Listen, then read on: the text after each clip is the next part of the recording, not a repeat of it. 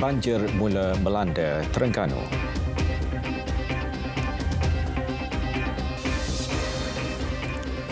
Assalamualaikum, salam Malaysia Madani, berita tengah hari bersama saya Muhammad Shah Musa.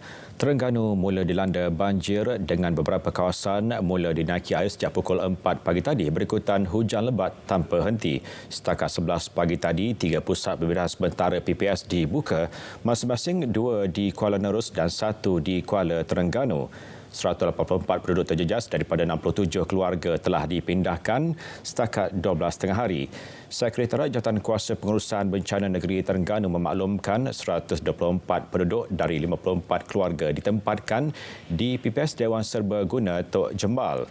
Manakala 35 penduduk dari 9 keluarga ke PPS Sekolah Kebangsaan Cendering.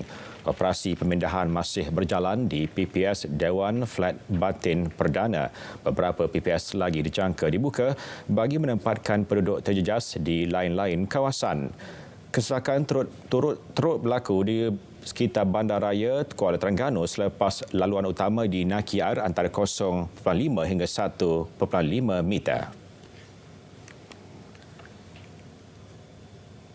Setakat 12 tengah hari tadi, 5 sekolah di Terengganu ditutup. Timbalan Pengarah Sektor Pengurusan Sekolah Jabatan Pendidikan Negeri Terengganu, Azman Osman berkata, kesemua sekolah berkenaan di daerah Kuala Terengganu, Marang dan Besut.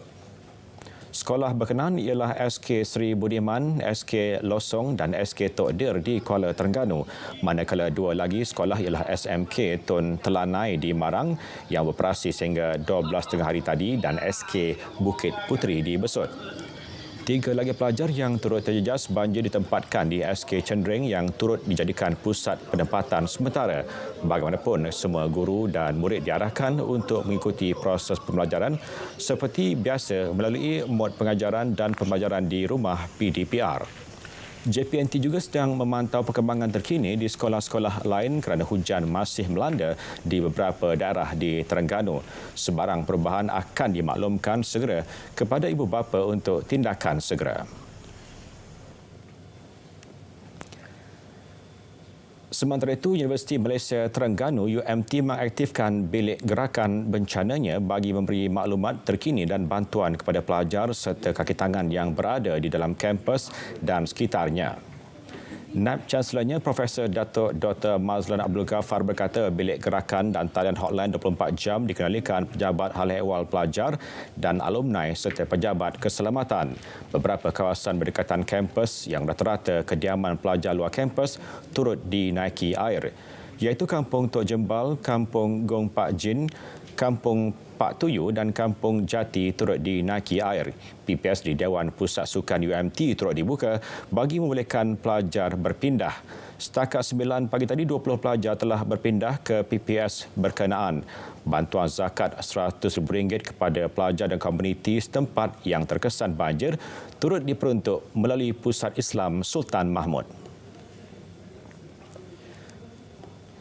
Susulan monsun timur laut, golongan nelayan diminta mengambil langkah keselamatan sebelum turun ke laut. Ini termasuk memastikan kelengkapan keselamatan dibawa sepanjang melakukan aktiviti tangkapan hasil laut, antaranya alat penyelamat diri dan alat pengesan beacon. Kalau profil perikanan negara ini namun begitu kita minta nelayan-nelayan supaya memberitahu pada Jabatan Perikanan Daerah mereka dah keluar atau tidak keluar supaya kita dapat memantau keselamatan mereka dan cuba dapat membantu mereka di masa bila kecemasan dengan penting. Tambahnya, Jabatan Perikanan akan mengeluarkan lesen pukat tunda musim terkujuh PTMT mulai Disember hingga Mac 2024. PTMT merupakan permit khas yang perlu dimohon bagi bot pukat tunda menjalankan aktiviti menangkap hasil laut. Beliau berkata demikian selepas menghadiri wawancara Selamat Pagi Malaysia di Angkasa Puri, Kota Media. Mesyuarat Kerjasama Ekonomi Asia Pasifik APEC 2023 telah melabuhkan tirainya. Kehadiran delegasi Malaysia yang diketuai Perdana Menteri Datuk Seri Anwar Ibrahim ternyata membuahkan hasil bukan sahaja dari segi perdagangan dan pelaburan, malah turut lantang memperjuangkan isu hak asasi manusia. Laporan Karol Azir Rahim di San Francisco.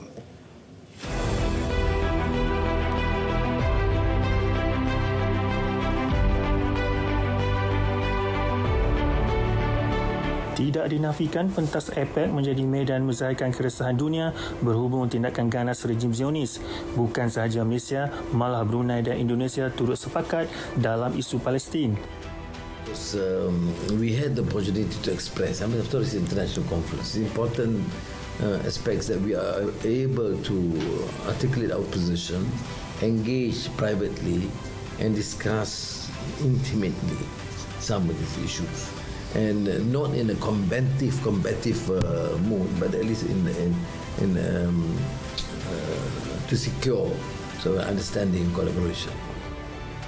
Pun begitu, objektif APEC terhadap isu perdagangan dan perniagaan tetap menjadi keutamaan. Pada masa yang sama, memperkukuhkan kerjasama strategik dengan negara anggota. Tetapi saya tidak tinggalkan soal beberapa isu yang dekat dengan kita, umpamanya peningkatan kerjasama strategik dengan negara China. Dan saya berkesempatan menjelaskan bahawa ini penting sementara kekal hubungan kita dengan Amerika secara tradisional, tapi jangan ini menghalang kita lebih dekat dengan negara China kerana menjamin kepentingan negara Malaysia itu sendiri. Menerusi misi perdagangan ke Amerika Syarikat, Malaysia telah berjaya meraih nilai pelaburan 63 bilion ringgit. Bagi Perdana Menteri, ia merupakan hasil keyakinan pelabur menerusi dasar yang jelas. Saya gembira. Itu reaksi Perdana Menteri berhubung hasil lawatannya sempena APEC. Kehadiran Malaysia terselah apabila menggunakan platform antarabangsa ini untuk mengecam tindakan kuasa besar yang bersikap tidak adil terhadap isu Gaza. Khairul Azli Rahim, San Francisco, RTM. Isu penambahan penjawatan pegawai imigresen dan saringan kesihatan mental antara yang dibentangkan di Dewan Rakyat hari ini. Perinciannya langsung ke lobi Parlimen bersama wartawan Syazwani Samsu di sana. Silakan Wani. Ya Syah, Kementerian Dalam Negeri sedang meneliti keperluan untuk menambah penjawatan pegawai imigresen khususnya untuk ditempatkan di 141 pintu masuk sempadan negara. Jelas timbalan menterinya Datuk Seri Dr. Syamsul Anwar Nasarah, langkah itu penting bagi memastikan kelancaran perkhidmatan sekaligus memperkasa keselamatan negara. Ini terutamanya di Kompleks Imigresen, Kastam, Kuarantin dan Keselamatan ICQS Lubuk Antu menjelang pembukaan Ibu Kota Indonesia di Nusantara. Tempoh 1 Januari hingga 15 November 2023, pergerakan keluar masuk di ICQS Lubuk Antu yang direkodkan adalah seramai 62,159 orang. Kementerian Dalam Negeri sedar bahawa bilangan pegawai sedia ada perlu dipertingkatkan apabila Ibu Negara Indonesia di Nusantara mula beroperasi dan Jabatan Imigresen Malaysia sememangnya sentiasa menjalankan kajian kejawatan bagi memastikan keperluan pegawai mencukupi dalam menjaga keselamatan pintu-pintu masuk utama negara. Jadi keperluan penjawatan di pintu masuk negara ketika ini sedang dikaji memandangkan kerajaan baru-baru ini telah mengumumkan bahawa sebuah agensi tunggal sempadan negara iaitu Single Border Agency akan ditubuhkan untuk mengawal selia pintu sempadan negara melalui 141 pintu masuk negara yang telah diwartakan. Perkara ini kita memerlukan perjuangan lanjut dengan pemegang taruh antara Jabatan Perkhidmatan Awam. Beliau menjawab soalan ahli Parlimen Lubuk Antu, Roy Angau Gingkoi. Setakat ini, 12 pegawai imigresen ditugaskan di ICQS Lubuk Antu Sarawak bagi menguruskan anggaran purata 5,500 aliran keluar masuk rakyat Malaysia dan Indonesia setiap bulan. Tambahnya sejumlah 18.3 juta ringgit diperuntukkan bagi pemasangan kamera litar tertutup di ICQS Lubuk Antu. Proses perolehan CCTV itu telah bermula sejak Oktober bagi memperkukuh keselamatan di pintu masuk tersebut. Baik saudara, Dewan hari ini turut dimaklumkan sebanyak 17,300 saringan penilaian kesihatan mental telah direkodkan menerusi MyMinda. Menteri Kesihatan Dr. Zaliha Mustafa berkata, MyMinda merupakan komponen baharu dalam aplikasi MySejahtera yang diperkenalkan bulan lalu. Jelas beliau, ia membolehkan pengguna mengakses soalan dan membuat penilaian status kesihatan mental masing-masing. Ia merupakan langkah penambahbaikan perkhidmatan kesihatan mental KKM melalui digitalisasi.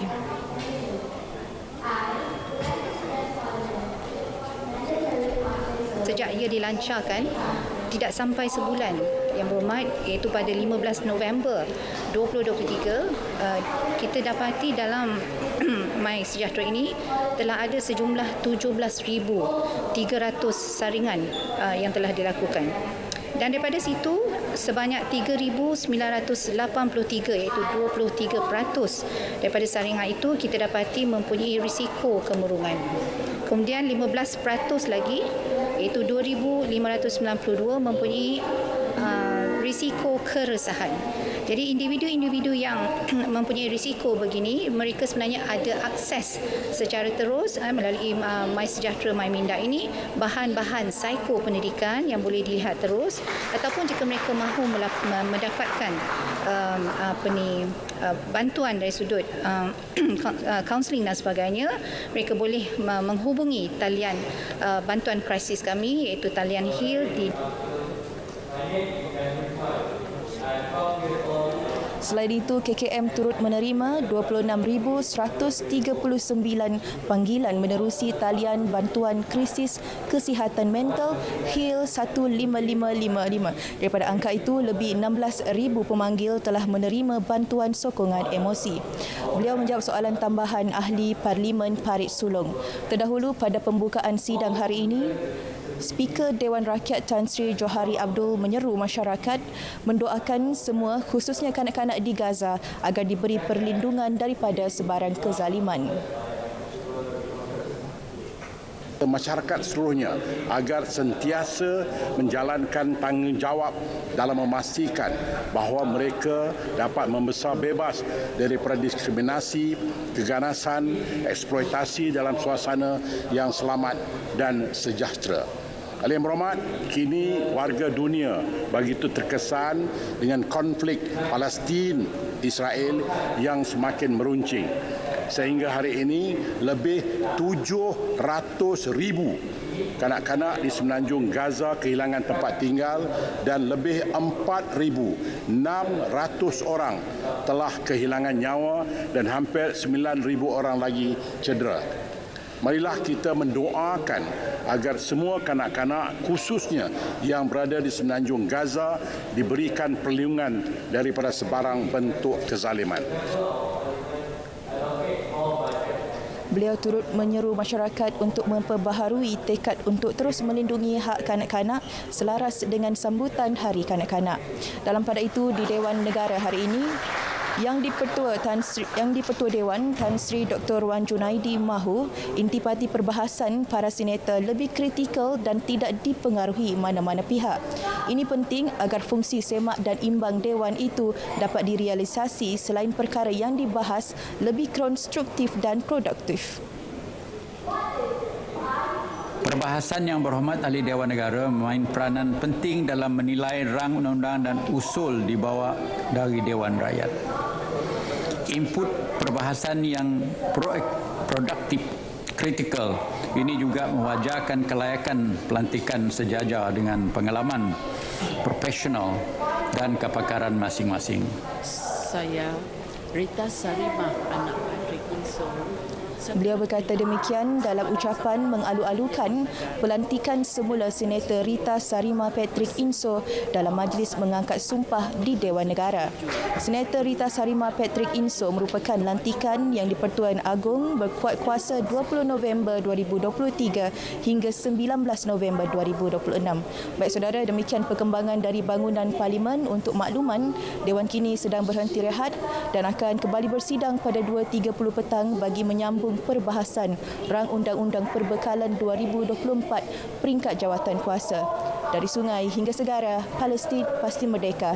Kembali kepada Syah di Angkasa Puri. Baik, terima kasih Wani. Berita tengah hari akan kembali selepas ini. Bijak labur hidup makmur. Semua mahu kaya.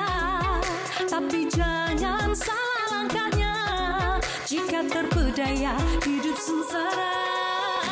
Macam-macam skim yang ada mesti faham ada di labu. Lesen SC pastikan ada, silap labur, duit lebur. Ingin tahu produk sah yang ada, laman web Investmart jawapannya. Pesanan ini dibawakan oleh Suruhanjaya Security Malaysia.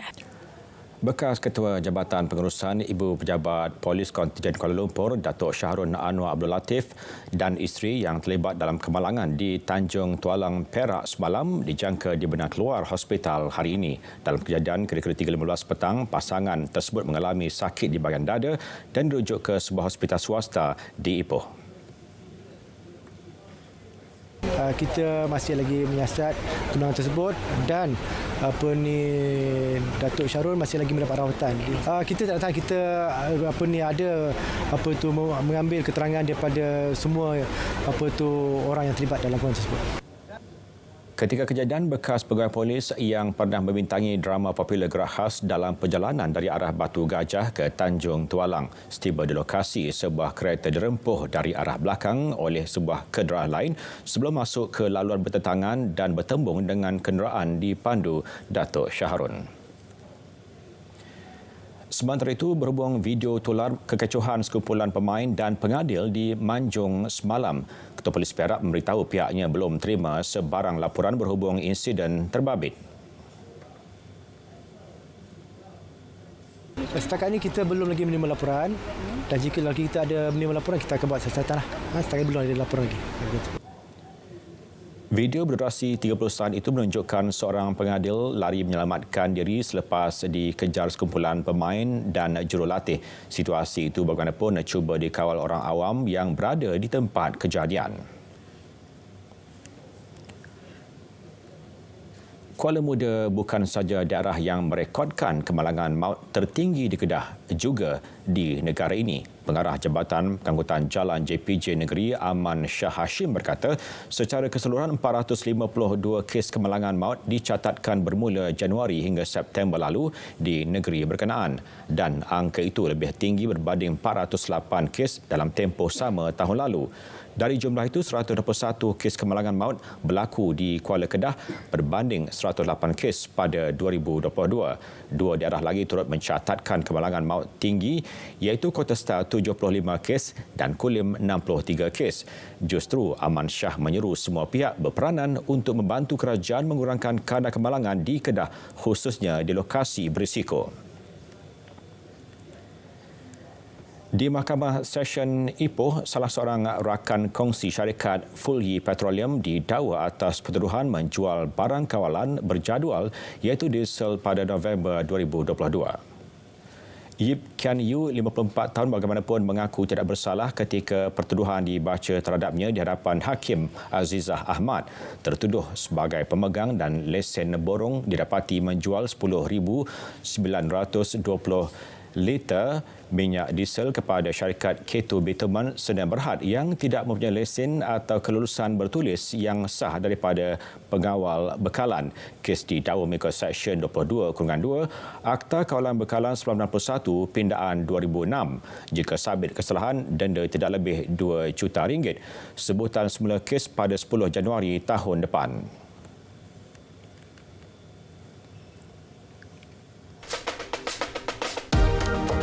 Jaringan berkomunikasi tanpa sempadan. You guys ready? 1, 2, 3. Publish! Korang! Saya letak apps kita ni dekat dalam media sosial. Diorang beli set berpantang dekat dalam apps kita. Serius tak? Wah! Sama-sama kita kan kian bijak berkesan literasi digital.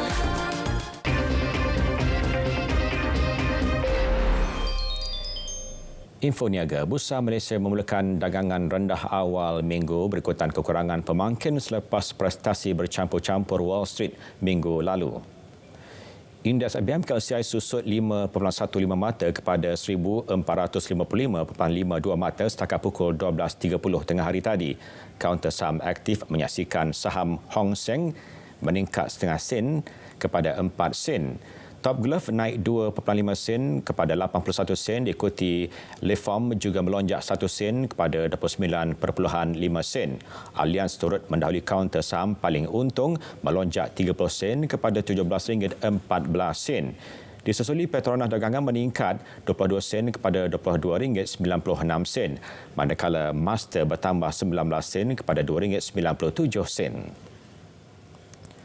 Ringgit dibuka tinggi sedikit berbanding dolar Amerika Syarikat pada awal dagangan meskipun permintaan yang sederhana untuk mata wang tempatan.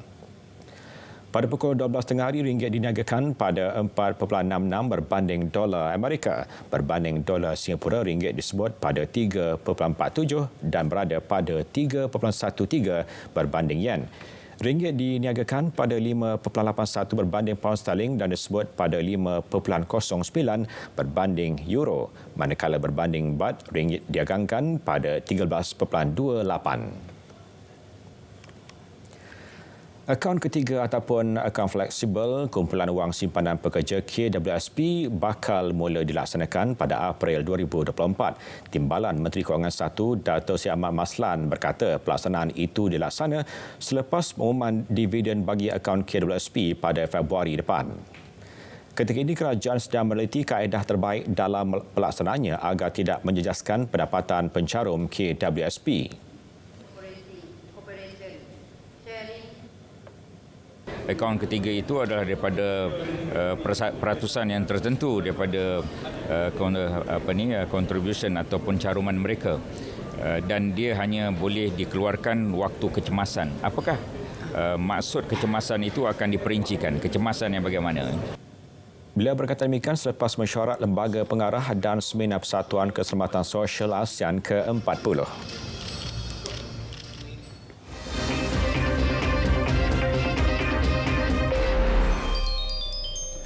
Perkembangan luar negara, lebih 40 pesakit Hospital Syifa maut dalam tempoh 3 hari selepas lokasi itu menjadi sasaran utama serangan darat rejim Zionis. Pengarahnya Dr. Muhammad Zakut berkata pesakit yang masih hidup turut berisiko sekiranya tiada langkah intervensi segera. Beliau merayu penduduk dunia untuk menyelamatkan Hospital Syifa selain menggesa penghentikan jenayah perang ini kerana pencerobohan Israel ke atas hospital tidak menemui apa-apa bukti berkait pusat operasi pejuang Hamas seperti didakwa. Sebelum pencerobohan, kawasan Hospital Syifa berterusan dibedil sehingga mengenai unit rawatan rapi, wad bersalin dan beberapa bahagian lain. Bukan itu saja, semua keperluan termasuk minyak, bekalan ubat dan makanan juga dihalang dibawa ke hospital berkenaan. 31 bayi pramatang di Hospital Syifa di Bandaraya Gaza dipindahkan. Persatuan Belang Sabit Merah Palestin memaklumkan kesemua bayi berkenaan dibawa ke sebuah hospital di Rafah City di selatan Yemen. Tabung Kanak-kanak Pertubuhan Bangsa Bersatu berkata keadaan bayi yang baru lahir itu semakin merosot dan berdepan risiko kematian. Perkembangan itu susulan kematian tragis beberapa bayi lain terutamanya selepas perkhidmatan kesihatan di kemudahan berkenaan lumpuh sepenuhnya.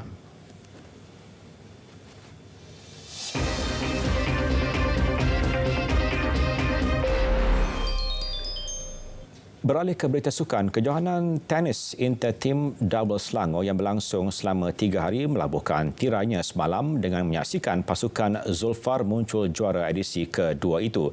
Lebih menarik, saingan kali ini yang dianjurkan dengan tema Go Green and Eco-Friendly, No Plastic Bottle merupakan kejohanan pertama di tanah air tanpa menggunakan barangan plastik.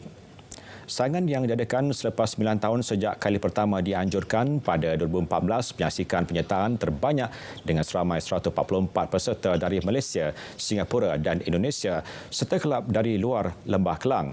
Ini juga merupakan kali pertama kejohanan tersebut dibuka kepada penyertaan luar kawasan Lembah Kelang. Kita ingin mengucapkan terima kasih kepada Selangor Tennis Association kerana menganjurkan kejohanan tenis inter-team doubles tournament ni yang the first time go green. Yang jadi kita amat berbangga sekali. And saya nak mengucapkan terima kasih kepada semua ahli pasukan saya. Berjalan dengan lancar, alhamdulillah. Walaupun kadang-kadang terdapat ada hujan sedikit, tapi kami dapat menghabiskan kejohanan ini dengan baik sekali. Alhamdulillah semuanya berjalan lancar. Semoga insya-Allah kita ketemu lagi di tahun depan. Juara keseluruhan mempulang trofi bersama wang tunai RM4,000. Anjuran kejohanan tersebut turut berjaya mencapai objektifnya tanpa penggunaan plastik dengan mengagihkan bekas air kepada kesemua peserta. Para pemain Harimau Melaya kekal fokus menjelang perlawanan kedua kumpulan menentang Taiwan esok. Pemain pertahanan kebangsaan Dion Kuls berkata mereka tidak beraksi sambil lewa meskipun ranking negara lebih tinggi daripada pasukan lawan. I think we need to first of all be respectful to them. I think it can't be an easy game that we're thinking we're going to be easy winning there.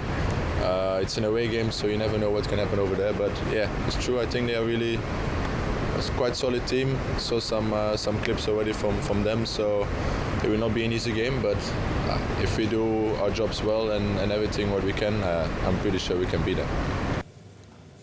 Beliau memainkan watak penting ketika berdepan Kyrgyzstan apabila dua jaringannya membantu Malaysia untuk melakar kemenangan dramatik di Bukit Jalil.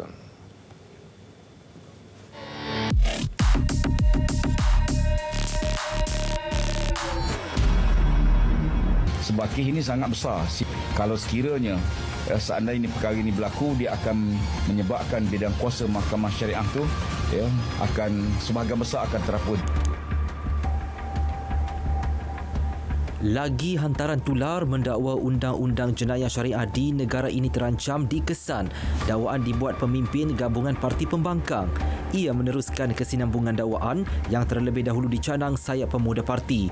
Dakwa mereka, musuh Islam telah berjaya di Selangor dan gerakan terancam dilaksana bagi melenyapkan terus undang-undang syariah negara ini. Berselindung di sebalik slogan memperjuangkan agama, kumpulan parti politik terbabit cuba menghasut orang ramai untuk turut serta himpunan jalanan. Semakan pasukan biar betul mendapati tuduhan merupakan fitnah. Ini kerana ia adalah kuasa mutlak sultan atau raja. Pada masa sama, kerajaan perpaduan tentunya mempertahan kesucian Islam dan undang-undang syariah. Henti mainkan isu 3R, jangan cetus kegusaran awam. Tindakan tegas menanti si kaki fitnah. Jika anda terima bahan fitnah atau disyaki tidak betul, segera lapor ke SKMM. Biar betul, tak pasti, jangan kongsi.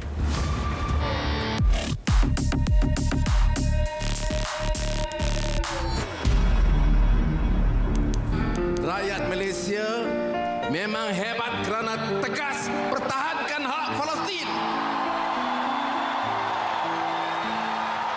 Memang kita jauh dari dunia Arab. Kita jauh dari dunia Palestin. Kita jauh dari Gaza. Tetapi setiap detik berlaku menyentuh hati nurani kita. Kerana apa? Karena kita tahu dan faham arti manusiawi, arti ihsan, arti kemanusiaan, dan lebih penting arti keadilan melawan kezaliman Israel.